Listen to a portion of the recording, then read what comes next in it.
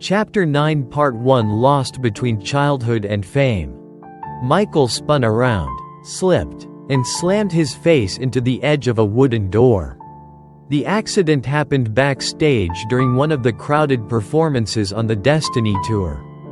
And, in a strange way, it gave him the chance to do something he had dreamed about for a long time. To get a new nose. For years, Michael had felt humiliated because his father and brothers had teased him about his nose. They still called him Big Nose in front of strangers. And every time they did, he would break down in tears. Deep inside, Michael longed for a small nose like Diana Ross's, his close friend and, in many ways, his advisor. Now his nose was broken. Now he had his chance. One colleague later said, "Sometimes I wonder whether it was really an accident." Michael's nose was lifted and reshaped by a plastic surgeon in Beverly Hills in early May of 1979. Afterward, when he looked in the mirror, he was delighted. At last, he saw a nose that no longer spread across his face like his father's. More than 10 years later, he would undergo several more operations, trying to erase every trace of what he saw as the harsh features he had inherited from his father's face. One member of the family later said, "That showed how much he had hated Joseph, more than anyone could ever know." And, as he often did after each of his later surgeries, Michael brought home a small souvenir from the hospital, a tiny glass bottle containing a small piece of purple cartilage from his nose. At Havenhurst, Michael seemed to retreat more and more into his own childlike world. He often visited Disneyland, slipping in quietly through the back gate and wearing a disguise so no one would recognize him.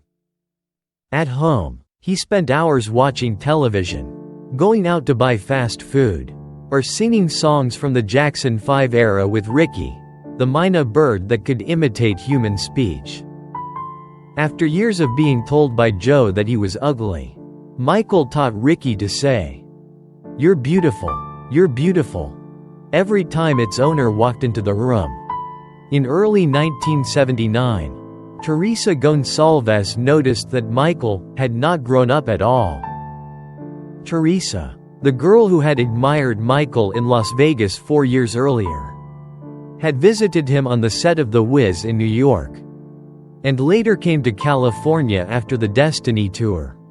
For 4 years, Michael had avoided taking his driver's test. He said he was too shy and did not want to stand in line at the California Department of Motor Vehicles with ordinary drivers. Catherine encouraged him. She told him he could not depend on chauffeurs forever. Finally, she persuaded him to take the test in 1979, when he was 21 years old, the first time he sat behind the wheel of the Rolls-Royce. Michael always had his head of security and trusted companion, Bill Bray, riding with him. Even then, he still managed to crash into trash cans, sending garbage spilling out onto the street. But when Gonçalves went with him for a drive around Los Angeles, she was less worried about his driving than she was about the slow development of his emotions. Michael slammed on the brakes when he saw a little boy playing on the sidewalk.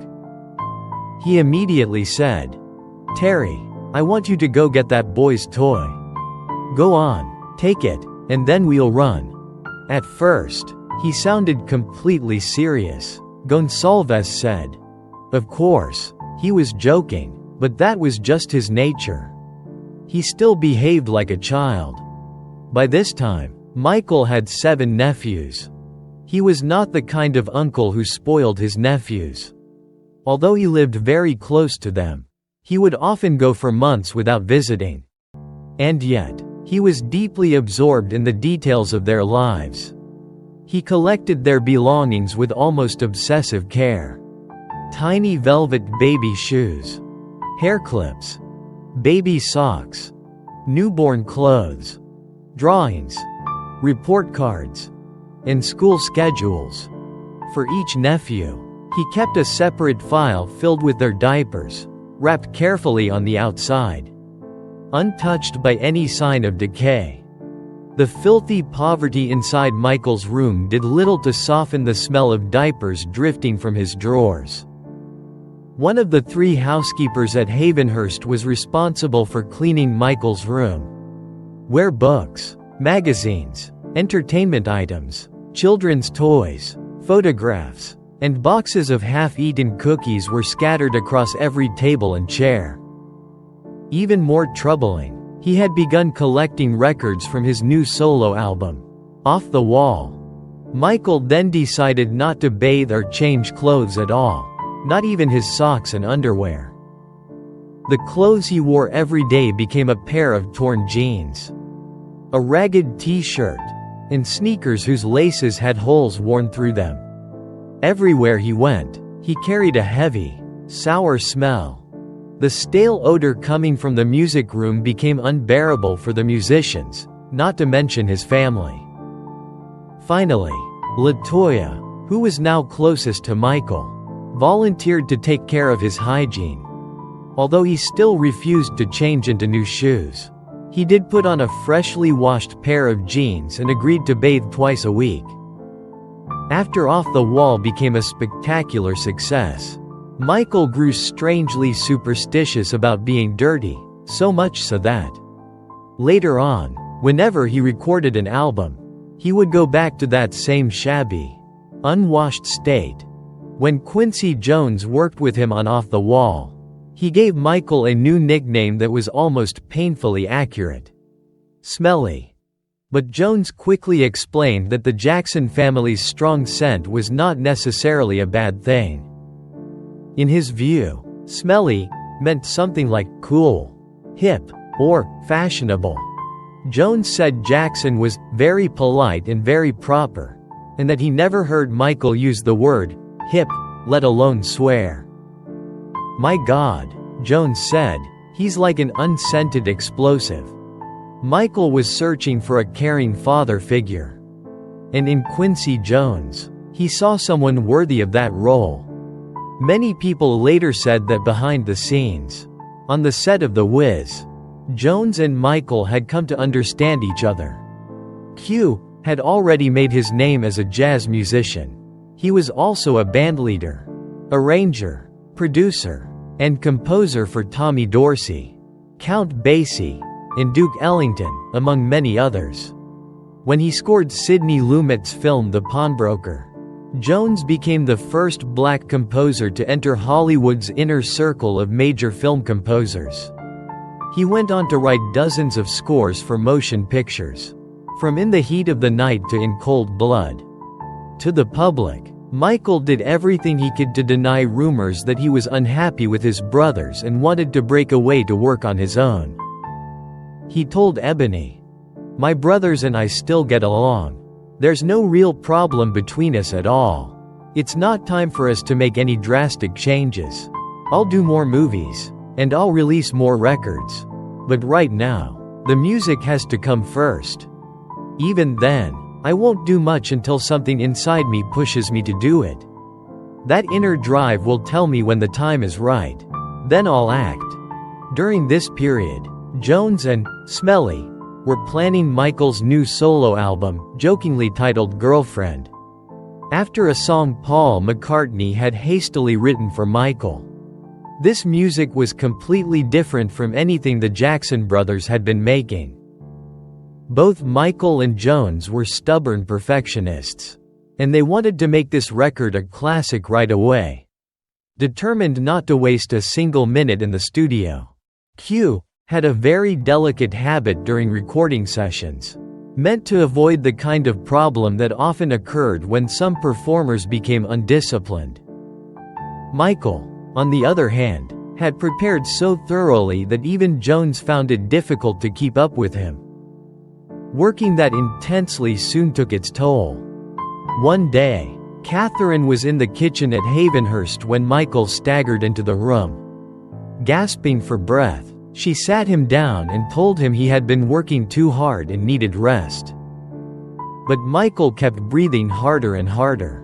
He looked terrified. as if he were about to faint. Catherine quickly called his security chief, Bill Bray. "What's wrong, Joker?" Bray asked. He had called Michael Joker since Michael was a child. "I'm dying," Michael cried. "Please take me to the hospital. Right now. Please take me."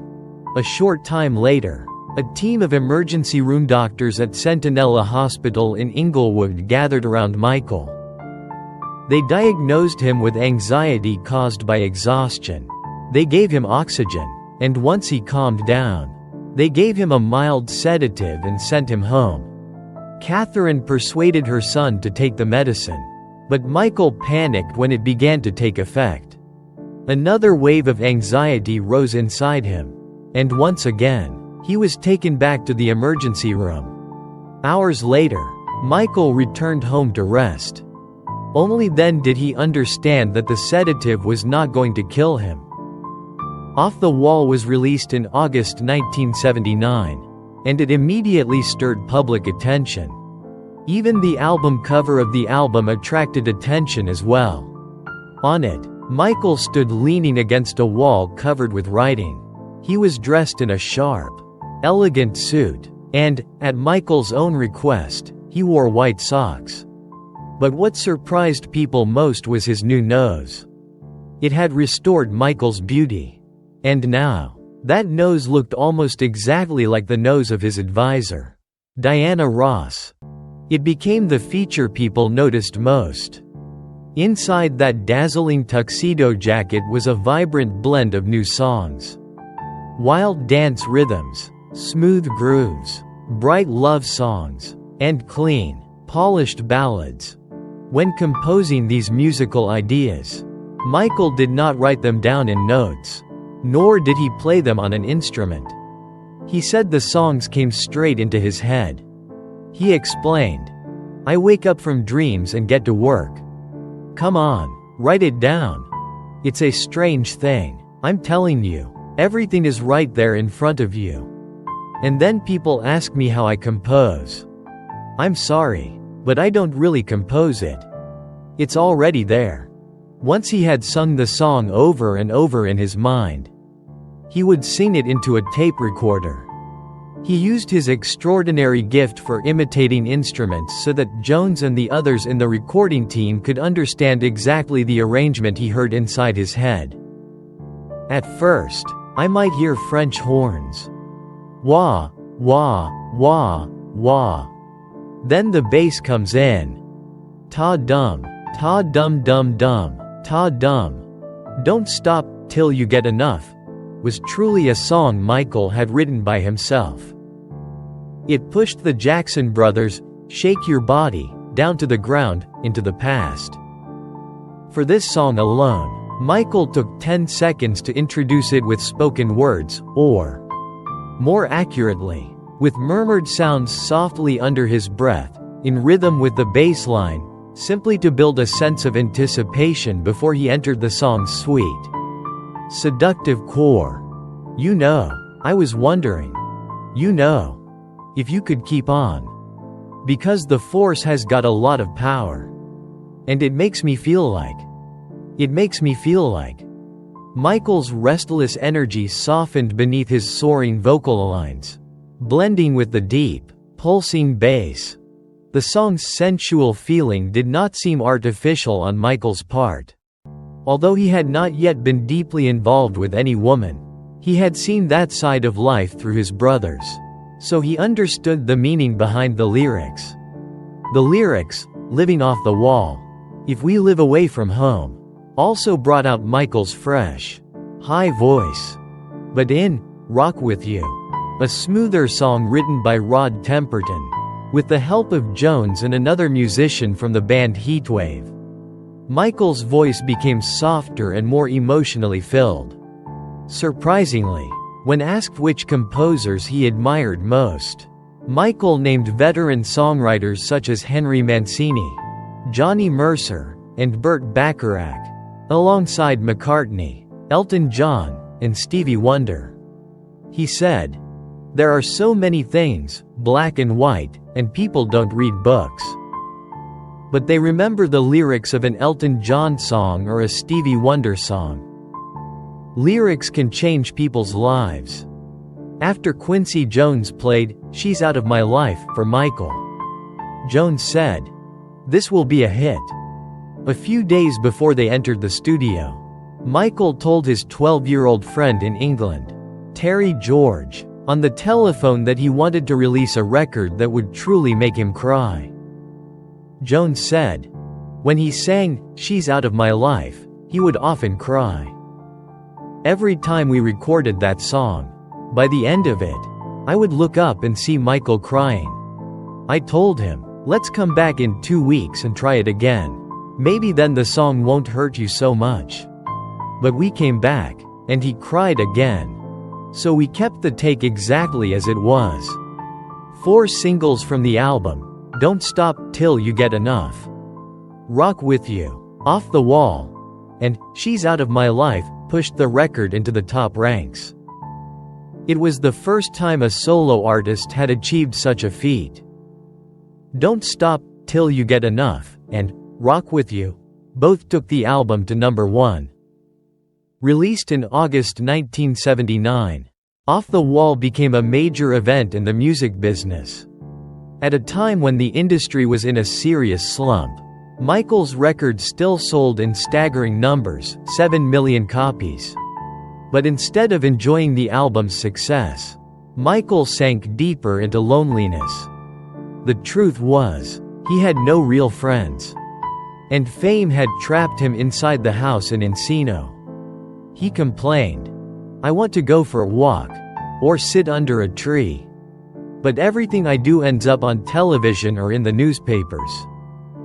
So you have to stay in your room all day. When you perform, people want all kinds of things from you. They pull your hair. They put obstacles in your way. It's horrible."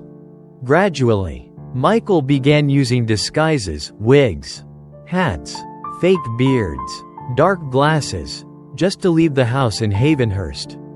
During his frequent trips to Disneyland, often several times a week to the Magic Kingdom, sometimes 3 or 4 visits in a single week, Michael would occasionally stop at a souvenir shop and buy a pair of Groucho Marx glasses, complete with a fake nose and stick-on mustache. Ironically, he rarely used them. More often, he would slip through the shadows while Disney employees guided him through service tunnels and hidden pathways, leading him to wooded areas or attractions he particularly enjoyed. He also disguised himself when he went door to door with LaToya, spreading the teachings of Jehovah's Witnesses. While adults were often annoyed when they opened their doors to find unexpected visitors, most children immediately recognized him despite the disguise. They would shout, "Hey, what's Michael Jackson doing here?" Michael also faced plenty of difficulties during these witness visits. Some homeowners became furious, demanding to be left alone before slamming the door in his face. At least once, a guard dog chased him down and tore his pant leg as he ran toward a waiting car hidden around the corner. Yet Michael's most effective disguise was also his strangest. Whenever he wanted to avoid being recognized, he dressed in the clothing of an Orthodox Jewish woman, adding white socks and worn tennis shoes that peeked out beneath the hem of the garment. Even more unusually, Michael often tried to blend into ordinary crowds. To do that, he deliberately dressed in shabby clothes. He wore worn-out pants, ragged jackets, and a hat, and sometimes a fake beard and wig, as he ventured into the poorest neighborhoods of Los Angeles. He told his father that he simply wanted to spend time with the city's forgotten souls, the homeless, prostitutes, and drifters who wandered the streets at night. In February 1980, Catherine, LaToya, Janet, and Michael gathered around the television at Havenhurst to watch the Grammy Awards. The music industry was going through a period of decline. Yet Michael had been eagerly hoping to win a Grammy for Best R&B Male Vocal Performance for a single record. When he didn't win, he burst into tears. In reality, legendary artists such as Little Richard and the Rolling Stones had never received Grammy Awards themselves. But that fact offered Michael little comfort. His reaction was more intense than anyone had ever seen before. As his mother and sisters tried to console him, Michael cried for a long time. Sobbing uncontrollably, he kept repeating, "How could they do this? This is wrong. It's completely wrong." Then, suddenly, he stopped. He wiped away his tears and stared at the television screen. Clenching his fists, he shook them in front of the set and vowed that his next album would become the greatest record in history. "I'll show them," he swore. "They'll see. They'll all see." 2 weeks later, at 3 o'clock in the morning, a phone call brought devastating news to Havenhurst. 18-year-old Randy Jackson had been driving his girlfriend's Mercedes at high speed along Cahuenga Boulevard when rain-slick roads caused him to lose control. The car slammed into a utility pole. His life hung in the balance. Randy was rushed to St. Joseph Medical Center in Burbank. When Michael, Catherine, Joe, and Janet arrived at the hospital, they were told that Randy's legs had been badly crushed and several bones had been shattered. Emergency room doctors warned the family that, if Randy survived the night, one or even both of his legs might have to be amputated. Miraculously, after months of treatment, and after countless prayers from Catherine and her fellow Jehovah's Witnesses, Randy made a full recovery. His recovery was so complete that only 7 months after the near-fatal accident, he was healthy enough to join his mother and sister Janet in confronting a woman they believed had become Joe's mistress. That woman was Gina Sprania, a 19-year-old secretary who had begun working at Joe's office on Sunset Boulevard in late 1979. Although she denied having an affair with him, her relationship with her employer appeared unusually close. According to LaToya, Sprania openly boasted about the relationship. She allegedly went so far as to order expensive items from the Neiman Marcus catalog and charge them to Joe's credit card while Janet and LaToya sat only a few feet away in the waiting room. Even more infuriating, Sprania frequently called Joe at Havenhurst.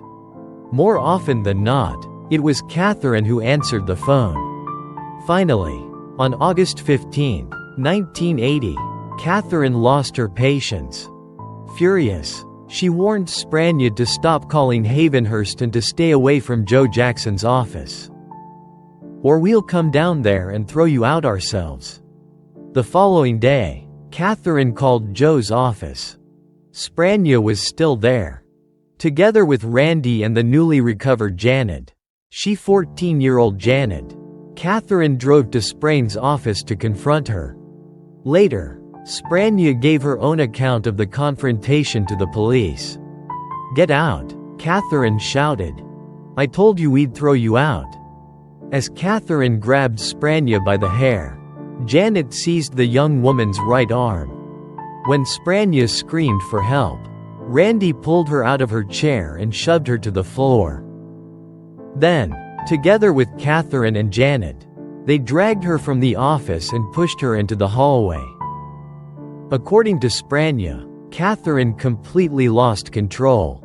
"You should leave my husband alone," she screamed as she repeatedly struck Sprania in the face. "You need to get out of here," Sprania pleaded while trying to protect herself. She knew the incident could seriously damage the Jackson family's reputation. "You need to leave before someone recognizes you." Catherine responded by pulling a heavy object from her purse and using it to strike Sprania, while Randy pinned the secretary against the wall. At that moment, Jim Krieg, a security employee who worked for the Jackson family, appeared on the scene. Janet immediately warned him, "Stay out of it, sir. This is family business." Then, as Randy dragged Sprania toward the stairwell, Catherine ripped a gold necklace from the secretary's bruised neck. "This belongs to me," Catherine shouted. "Not to you." With that, they hurried away, leaving Sprania lying on the floor, bleeding and covered in bruises. Within minutes, an ambulance arrived and transported Sprania to the hospital. She was treated for a concussion, multiple lacerations, and extensive bruising across her body. At first, official reports claimed that Sprania had been injured in an automobile accident. But according to Sprania, when Joe tried to buy her silence, she became furious. Despite the assault, people said that Sprania continued her relationship with Joe for many months afterward. Nearly a year after the incident, she filed a lawsuit against Joe, Catherine, Randy, and Janet, seeking $21 million in damages. The defendants denied that any assault had taken place. However, 3 witnesses testified in support of Sprain's account. In private, Catherine reportedly admitted to friends and employees that she had beaten that girl up. Eventually, the lawsuit was settled out of court for an undisclosed amount believed to be around $85. Sprania later said, "When Catherine got angry, she was the one who started it. But Michael was upset because of his mother and behaved in a way that was far from gentlemanly. He dealt with what happened to Gina Sprania by refusing to admit, to himself or to anyone else, that something so ugly had actually taken place. Even though he had been friendly with me before the attack, afterward he showed no concern for my condition and even claimed not to know who I was. Unless you were one of Catherine's children, you meant absolutely nothing to Michael." While his mother was directing all her anger toward Joe over his infidelity, Michael was forming a friendship with the celebrated cast of the film on Golden Pond in New England. He had met Jane Fonda several months earlier in Los Angeles, and she had been captivated by the shy, almost childlike innocence that surrounded him. Fonda later reflected, "Michael reminded me of a wounded traveler, someone incredibly fragile. She also found great joy whenever she spent time with him, someone who knew absolutely nothing about the famous people she had once been associated with." Jane invited Michael to stay at her private lakeside cottage. Later, Michael recalled that he had spent time, alone on the water, with Fonda, and that they simply talked for hours. "We talked and talked and talked about, well, everything," he said. "Politics, philosophy, race, Vietnam, acting, everything. It was magical."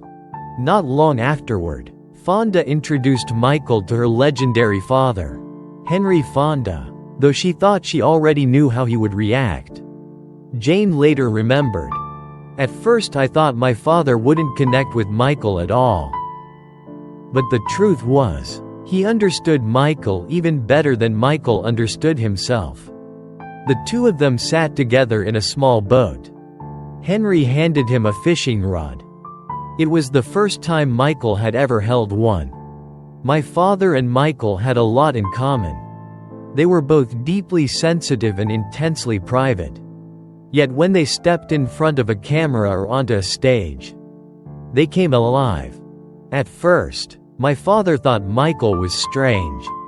But eventually he grew to like him very much." Michael also met Katharine Hepburn.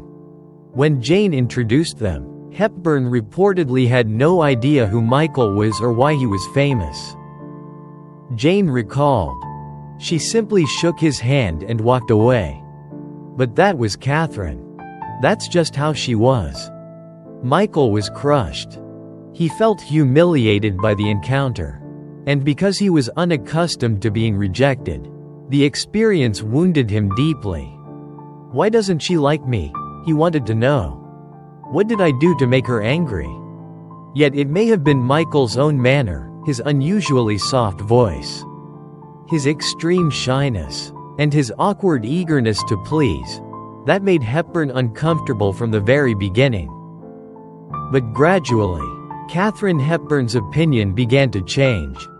Whenever Michael visited the movie set, he carried a tape recorder with him. At the end of each day, Hepburn would often sit down and talk with him. Jane Fonda later recalled, "They would sit together on a rock, and Michael would simply listen while Katharine talked. Every story she told carried a lesson. They were profound lessons, valuable lessons, exactly the kind a young talent needed to hear." She told him never to become complacent, never to believe he had learned enough, never to stop practicing and improving. Over time, Hepburn and Michael became close friends and spoke frequently on the telephone. In 1981, Hepburn brought her 9-year-old granddaughter to see Michael perform at Madison Square Garden. Not surprisingly, it was the very first pop concert Hepburn had ever attended. And although popular music was not particularly to her taste, she had to admit she was fascinated by what she saw. "He loves every one of those kids in the audience," she later said. "And it's obvious that he knows exactly what he's doing." That was her verdict on her unusual new friend. What Hepburn did not expect, however, was the overwhelming frenzy that erupted the moment Michael appeared on stage. Photographer David McConaughey later remembered, "The audience completely lost control. It was absolute hysteria. I've attended many major concerts in my life, but I had never seen anything like it. What fascinated me most was watching Katharine Hepburn. She sat perfectly still, but you could see the curiosity growing across her face." The next day, a headline appeared in the newspapers, "Katharine Hepburn goes to see Michael Jackson in concert." The story continues in Chapter 9 Part 2.